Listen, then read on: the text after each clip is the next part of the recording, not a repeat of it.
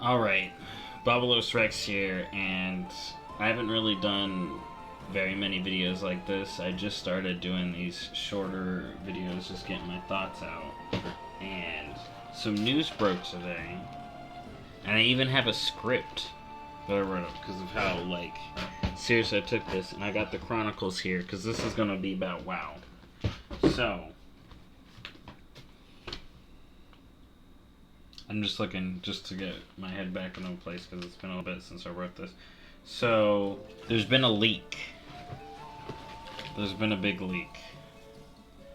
And this is going to get into spoilers. And there's a little... I'm going to talk a little bit about something at the end.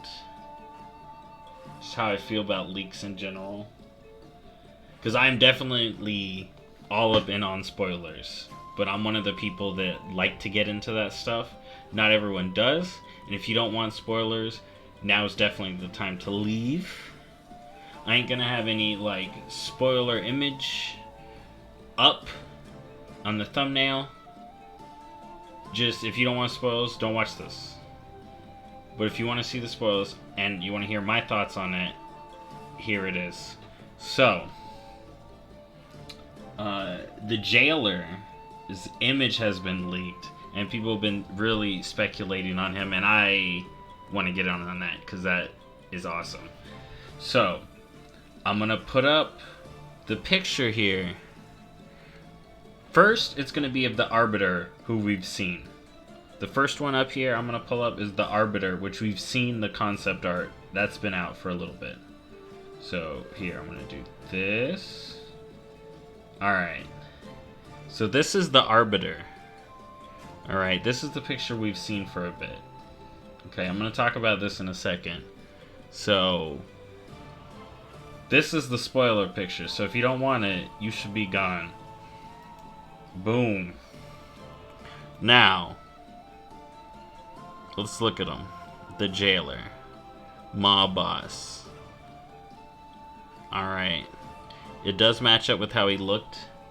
It looked like they may have changed the color, because that's not the color in the cinematic. So some of this could be changed by now, because this is concept art.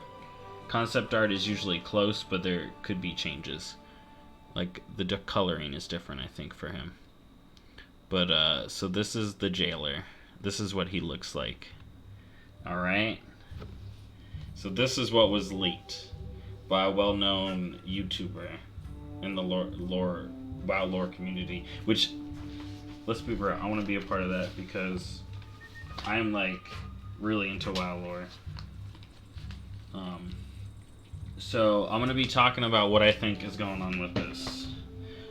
Alright. But let's go back to the Arbiter. Okay? So, the Arbiter is supposed to have been older than anything. Alright? And so I was rolling through the chronicles, like you do. And people are like, oh, the chronicles lies, blah, blah, blah. This is all stuff. Okay, let's roll back to this first line right here. No one knows when or why the first Titan awoke. But legends hold that his name was Aman'Thul. Right? That's all we got about the Titans. As far as who was first. We don't know. They literally said... People say it's Aman'Thul. Okay? Blizzard wrote, people say it's Aman'Thul. Blizzard didn't write, it was, in fact, Aman'Thul. No, it says, legends told tales that it was Aman'Thul. And it may very well be Aman'Thul. But that's where I'm saying there's wiggle room in how the Chronicles is written. But, so I wanted to talk about the Titans real quick. Because there was something in here that really caught me. So, for ages, these nascent Titans slumbered, their energies suffusing the celestial bodies they inhabited. So the world they're in, their energies infuse into the world. So the world starts to look as kind of like a reflection of them, how they're feeling. via how things are interacting on it or whatever. So, but let's go back to the Arbiter. So, I don't think she's the Titan. I don't think she's related to the Titans. I think she's similar to the Titans.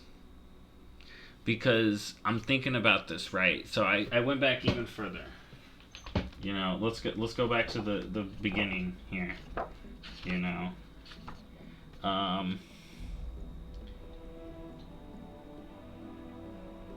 And some of the things on Wowpedia that I was looking up that they said in the thing. So, light and shadow, okay, because I drew a little picture here. So you have light and void fighting in the outside of the universe. Then you have something make and then make the universe. So this is our universe in WoW. And then you have this barrier, this astral realm around it. That's the twisting nether, which is where the light and the void like battle and cause it to be this chaotic realm. But that's outside realm. The way I see the shadow realm, the way that it's portrayed when it's talked about, is so imagine there's a light shining, and here's our world, here's our reality.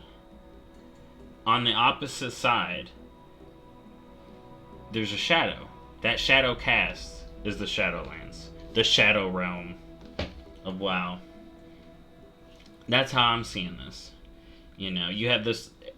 If you have this cosmic scale of light and shadow fighting, you know, shadow on one side, light on the other, maybe, and then you have reality, and then you have where we re-exist, and then this shadow cast via the light is what creates the shadow realm. That's how I'm starting to understand the shadow realm, and it's this afterlife for living things, and that's what it's become, because it's a shadow thing. And I think the Arbiter may be older than Amantul, because she would have to have been around since the first living creatures, and the first living entities in reality were the elementals. It says it right here in Chronicles. Like I said, it's a very short area that I had to look through for the Chronicles for the most part.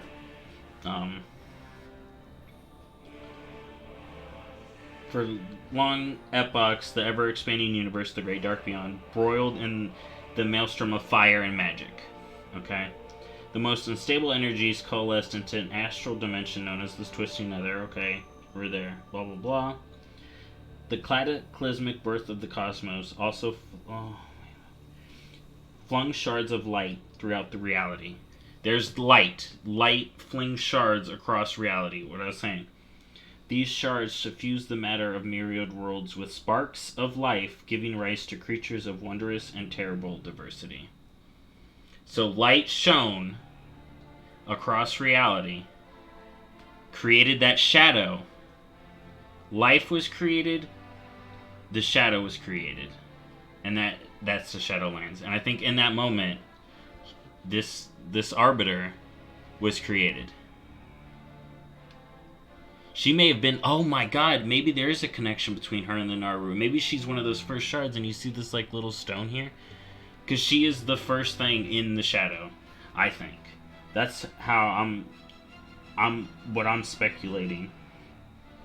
So, blah blah blah.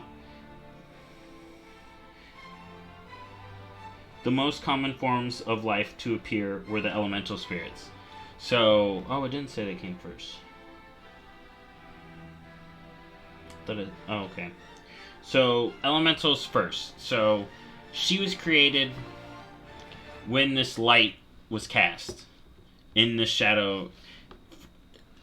Here's the physical realm. And see how my light's hitting it? So, now the shadow it casts, that's the shadow realm.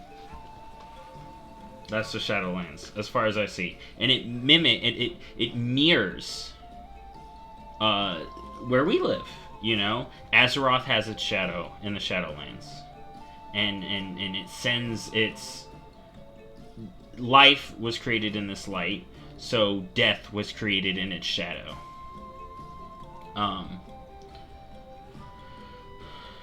So... you have the Arbiter here. And I was reading about Aman'Thul, which had me really interested, okay? So it's primal magics, the light, the shadow created. The life that was created by light, and the shadow that was created. So I imagine she's essentially the Shadow Realms version, the Shadowlands version of a Titan. Because imagine you're this Arbiter, right? And you popped up, like, whoa, okay, I'm here. And so Aman'Thul, when he first appeared, I want to read this. Though Aman'Thul was alone, he knew in his heart that others of his kind must exist. Thus he explored the worlds of the great dark beyond, intent on finding more Titans. So let's just say she's that same benevolent kind of, I'm alone in this great dark nothingness. And for her, it's really dark, I'd imagine. And all alone. But you have this sense of duty, like, there's gonna be something for me. There's a purpose for me. And then she's here. And I was reading the elementals were the most common, so say they're the first thing. And we've seen Ragnaros die. You know, Ragnaros is not in the Firelands, not off someplace. He's dead. You know? So where did the elementals go? And I'm like, what if when an elemental dies, it goes to the Arbiter? Because everything living that dies goes to the Arbiter. Those elementals were what she first started to meet, you know? Or I've also read here about the Constellar. You know, the Constellar, which we know... Here, let me bring WoW back up. Because we know... Alright, that most likely it's been a while, that Harberon is a Constellar, like Algamon. Okay, so the Constellar can seem to move between the realms. It's possible. Let me bring the Arbiter back up. So, I think they have a part in all this too. But imagine, like Aman'Thul, she woke up. Okay, I have this. There's a purpose. What is my purpose? In this darkened shadow reality. And then the first souls start trickling in, and she's like, "Oh." Me being the first one here, I'm supposed to, like, show these what is afterwards. So early, say, elementals came in, and then there's concept art up as well with the Arbiter. Hold on. When I looked up this, here, let me bring that up. It was the sleeping city of Orobos. Something like that. Okay, so you bring this up. So look at Orobos, blah, blah, blah. Orobos. And these, right? These are probably the spirits of the early elementals, like water, fire, whatever, came to the Arbiter, and she's like, oh, there are other things, you know? And then they came to the Shadowlands, and then she used them to help her build her city. She's like, I will build Orobos. This city, these souls are coming in. And like I said, it was probably a lot of early elementals, because that's what came around first. And they would die, and they would come, and then she'd use them to create this city. And I think the architecture is similar to Titans, because... Let's look. Where am I at in WoW? Let's bring it up. Where am I at in WoW? I'm in Zandalar. This temple that I'm at... Hold on, I'm not in Zandalar yet. This temple I'm at, okay, mimics Uldir. These pyramids mimic how Uldir looked. Let's be real. Titans make stuff that looks like old people things. So like you got pyramids, you got Nordic rune kind of structures, you know. So that's kind of like Titans build these kinds of structures, you know. So if she's this like shadow version of essentially like an arcane Titan, neutral benevolent deity, that's how they're gonna design how those look, like this, you know. You know, this has some Nordic tones similar to Odin and how he built things, but he's not a he's a Titan keeper. He's not a Titan per se. But Titans like to build structures that mimic some early human stone structures. Let's be real. And whether it be pyramids or whatnot, it's like whatever fancies their taste, you know. So we come back to the Arbiter here, who, like, every time I look at it has some Naru-ish things. But I don't think she's a Naru. Here's the thing. With everything that I have speculated here on my little paper, like, with the Arbiter, I have Elune, possible, question mark, because we still don't know what's up with Elune. So anything could come about and be like, Elune, maybe? But there's another thing, because it talked about... So now we're going to go back to the jailer. So the Arbiter's here. She's ferrying souls. They start to form their things. And these covenants, I guess, come about. And I was reading into the covenants on the main page. The main WoW Shadowlands page. And each covenant has its own leader. For the Carrion, they called the leader the Archon. And they say they were the first to ascend. So this may have been the first one she deemed, the Arbiter deemed, you will help me ferry these souls. You are a just, good person. I can use your help. You will ferry souls. Who this person is, I don't know, but they're called the Archon. So that's what essentially gave birth to the realm of Bastion and the Kyrian. Okay? Because she takes a soul and it's like, okay, here, I imagine the realm started to appear as souls started to be like, okay, you are this powerful, you have this thing, I give you this realm. Because the realm started to appear, it feels like Ouroboros was the center, was where she was, and where she decided where the souls go. Early souls, elementals, they helped her build her city, and then she started getting other souls from other life forms. Okay, and like I said, you have someone who died, who was very honorable. Maybe oh my god, maybe it's related to the Aldraki. Either way, you get an early person becomes the Lord of Death of a realm of death, because that's what they said in the thing, that the jailer is a Lord of Death. So I started thinking about these Lords of Death. So we got the Archon for Bastion. We got who is called the Winter Queen. The Winter Queen of Ardenweald. That could also be a loon. I was like, oh my god, could that be a loon? So we have the Winter Queen of Ardenweald. You know, at some point the Arbiter was like, okay, this spirit of life will become this Lord of Death and for one of the realms of the Shadowlands. And you got the Death Lords of Maldraxxus. They have a leader, but it didn't have a specific name like the other two. Same with Revendreth. They have a leader and his name, but they don't have like what his title was.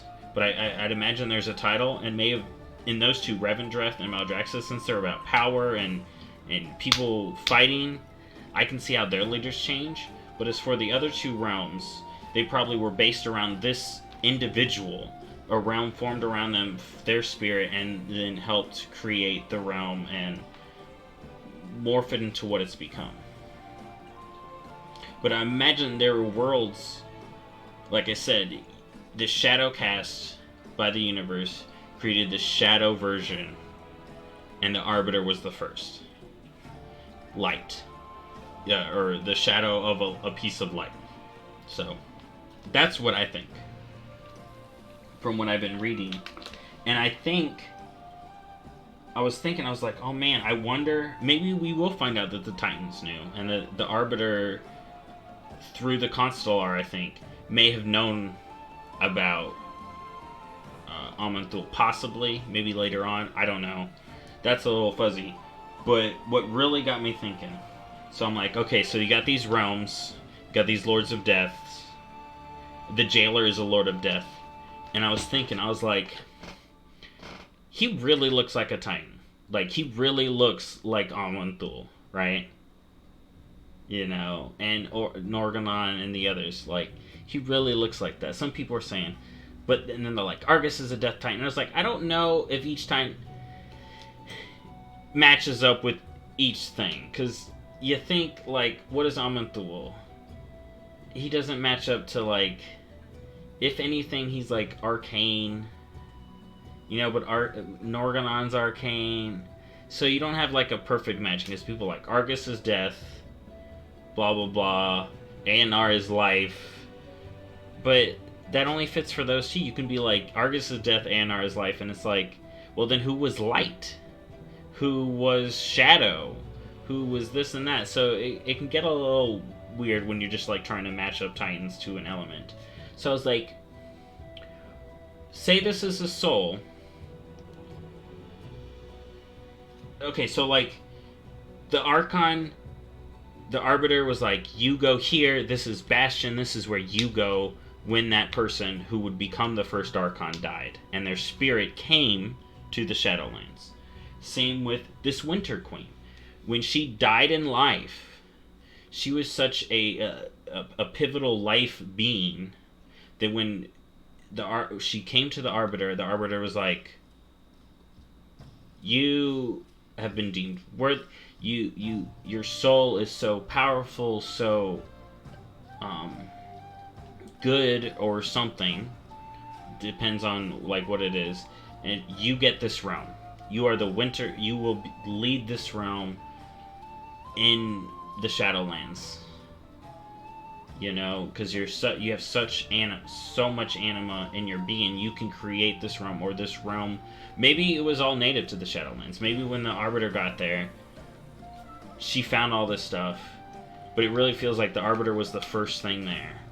Because when the Shadow Realm was created, it would be a complete shadow of physical reality. You know, and like I said, if the Arbiter was the first one, are these native things popping up from the areas? And she's like, oh, this is the area where I will send these people. Did she make that decision? Did the Arbiter make that decision? Or, the way I'm trying to imagine it is, these souls come in, they have so much anima, they're such powerful creatures in life. Like, the Archon, the first one, is like, such a strong, resilient, resolute champion, that she was like, your soul is powerful. Go create a realm in my Shadowlands, essentially. In my Shadow Realm. And use that as your piece of land. Your world. Because they talk about the Shadowland having all these worlds. Like reality, like I said.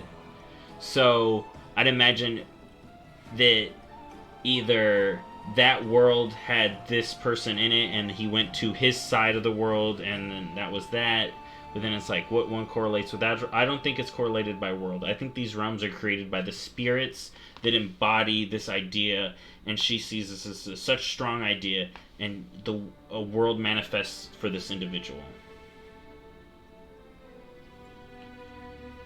And those are the first ones, and then as she sees more spirits like that, because there's these innate things to your spirit in this world, and if you're a strong, just individual, you go on to the realm to follow after the first one. You know, same with if you're so connected to nature, like the Winter Queen, you go into her realm when you pass. So let's get back to the Jailer here. He clearly looks Titany to me. You know, he, like I said, he looks like Aman'Thul, right? So I'm thinking, What if Sargeras killed the Titan? Sargeras killed a Titan that had been corrupted by the Void. Okay? The Void, remember, is, in the outside plane, a devouring thing of light. It wants to devour light on this world. So, you have a Titan corrupted in its egg, and then Sargeras kills it. And remember when I was talking about Titans suffusing the world with their spirit? So its spirit had been corrupted, and it was suffusing the world with shadow as well. So what if this... Where does a Titan go when it dies? It would go to the Shadowlands, right? All living beings, when they pass in WoW, go to the Shadowlands. What if this is that Titan? What if this is that Titan? And was killed, had been infused with this darkness, this evil, this corruption. Goes before the Arbiter. She's like, oh my goodness. She knows this is something that is wrong and twisted. But may feel like maybe it wasn't its fault. But remember, so Sylvanas, when she... So let's go to Sylvanas real quick. Sylvanas, when she kills herself on Icecrown, she goes to the Maw. And she sees it. So it really feels like undead, whether or not you chose to be undead, the way they were making it seem, is if you're undead and you die, you go to the Maw. Because you've been corrupted by bad magic. If you dealt in evil and darkness, independently of how you are, you get sent to this place.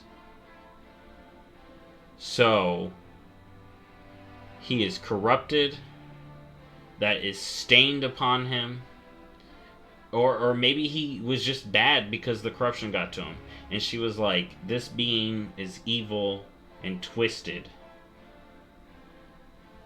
I don't know where else to send it, but its own realm, it cast it into the Maw. The jailer cast into the Maw. Nothing gets out. That needs to stay there.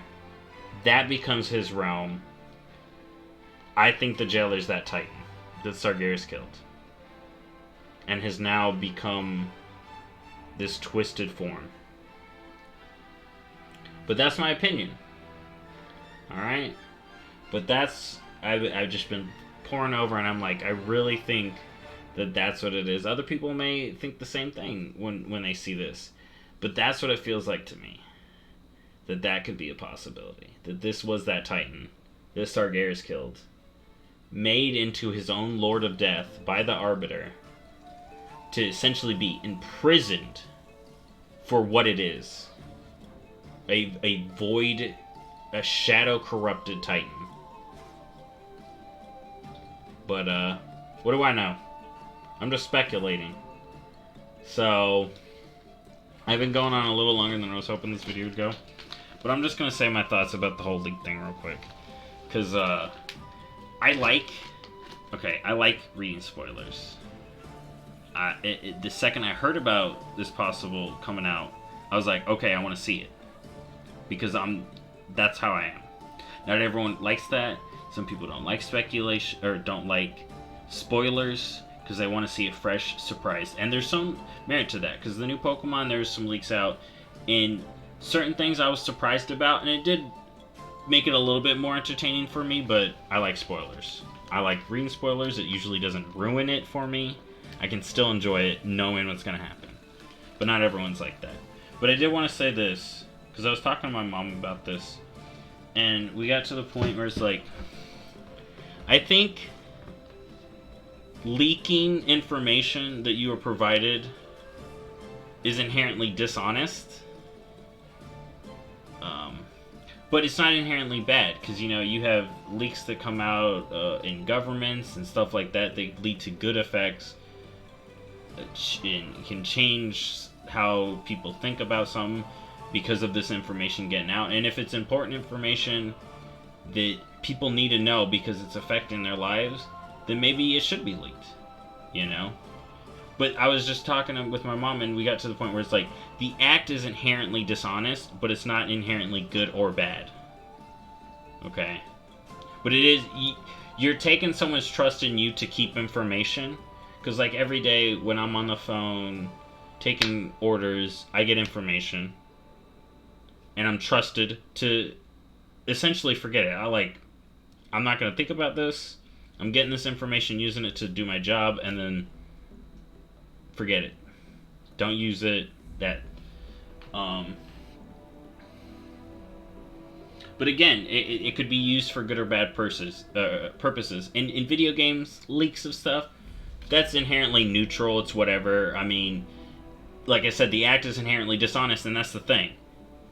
If there's a person that leaks out the info as an individual, and I'm like, oh yes, thank you for sharing that information, but also, I wouldn't want to trust that person with my own info. You see what I'm saying? If you're a blabbermouth, which I'm a blabbermouth, you know, and I've thought about this a lot. It's like, you know what, I would blab. I don't know if I would blab in the same situation, because if someone confides in me like, hey, don't tell anyone, I'm like, okay, I will keep your secret. You know, and it's different with corporations, so, you know, it's like, whatever. But I was just getting to the point that the act is inherently dishonest, and it's like, well, I wouldn't trust you with information then, but, you know, that's how I feel about that. But I'm definitely excited that it got leaked, because I've been wanting to see this. I was like, oh my god, is it gonna get out? And it did. But other people can now speculate on it too, which is what I like. If the information's being hoarded by one person, and then they use it to bump up themselves, you know what? That was for self-benefit. Don't try to throw it any other way, dude. That's self-benefit. You're trying to benefit yourself by leaking that information. But you know what? I can benefit myself by talking about it too. And this looks cool. That was been me speculating. That's been some of my thoughts. Bobby Thoughts. And I'm out. See you next time.